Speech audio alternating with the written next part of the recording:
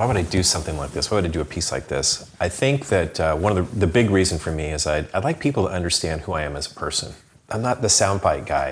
I'm not good at that. I'm good at trying to connect with people, and I hope that people realize that I'm sincere about what I do, that I work hard, and I want results.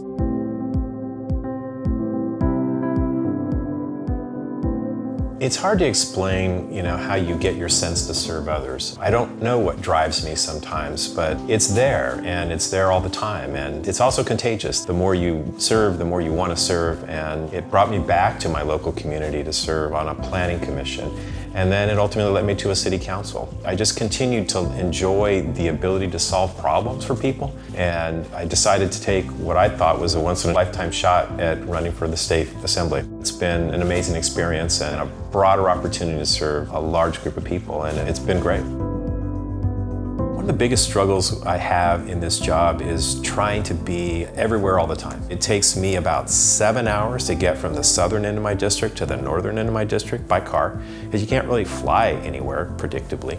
Being a hands-on person and not being able to be there all the time is frustrating. And contrast that to some of my colleagues in Southern California. They can get across their district in half an hour. I've said this to a lot of people. I feel like I represent 5 children from different mothers. Every county has its own personality, and that brings its own special challenges.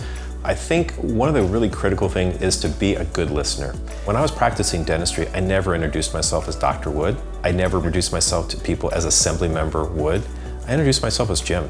It takes a discipline and it takes time to sit back and listen and let them tell their story and let them communicate to you what it is that they're struggling with, and then really engage with them about how we could potentially solve that. There is a great sense of community in our district, much more than you see in large urban areas. We just tend to stick together because at the end of the day, if we don't stick together, there's no one to look out for us. That's how we feel, and we often don't get all the resources we really deserve as a district. So we have to fight for everything. I'll be honest with you, I don't like labels because people try to pigeonhole you into you're this or you're that. I like to put my cards on the table and let people judge me by the work I do. I don't mind failing. I mean, if I fail, that's fine. I just regroup and go at it another way. I'm staunchly protective of our environment.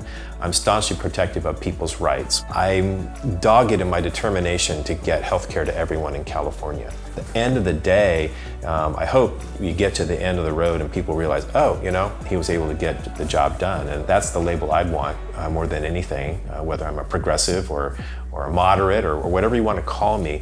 I'd like people to label me as the guy who can get things done. Well, we have 2 ridiculous dogs.